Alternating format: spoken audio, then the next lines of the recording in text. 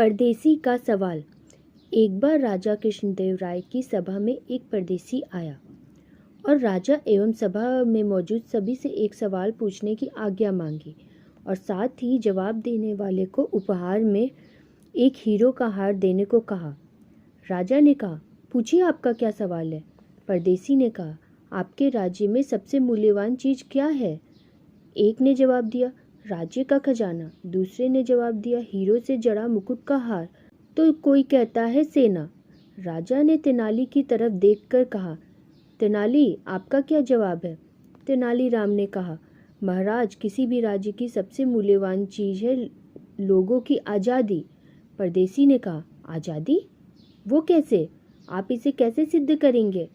तेनाली ने कहा, मुझे थोड़ा समय दीजिए, मैं इसे सिद्ध कर दूंगा। महाराज ने कहा, तो ठीक है। जब तक तेनालीराम इसे सिद्ध नहीं करते, परदेसी यहाँ के मेहमान हैं।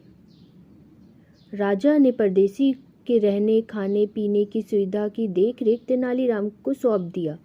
परदेसी को महल की सारी सुख सुविधाएं दी गई। शाही भोजन, नृत्य और संगीत आदि सुविधाओं से परदेसी के महल में काफ़ी खुश था। एक दिन उसका मन नदी के किनारे टहलने का हुआ। जब वह अपने कक्ष से बाहर निकल रहा था तो द्वारपाल उसका रास्ता रोक लेते हैं और कहते हैं, क्षमा करें महाशय, आपको बाहर जाने की अनुमति नहीं है। परदेसी को लगा यह सब मेरी सुरक्षा के लिए है और वापस अपने कक्ष में चला गया।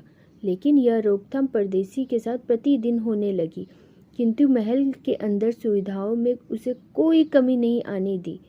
वह महल के अंदर कैद हो गया था, जिस कारण सभी सुविधाएं उसे फीकी लगने लगी। 10 दिन के बाद सभा फिर लगी।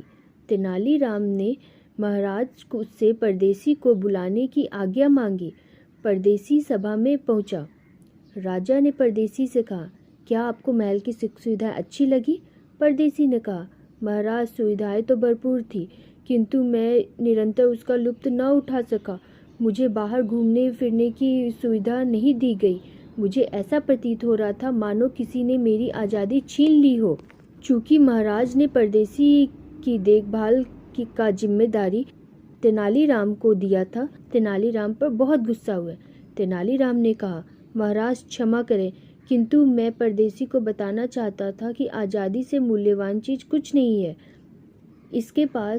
इनके पास सारे ऐशो आराम होते हुए भी ये निरंतर लुत्फ न उठा सके, क्योंकि इनके पास इनकी आज़ादी नहीं थी।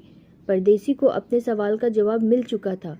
उसने खुश होकर तेनालीराम को हीरो का हार उपहार में दिया।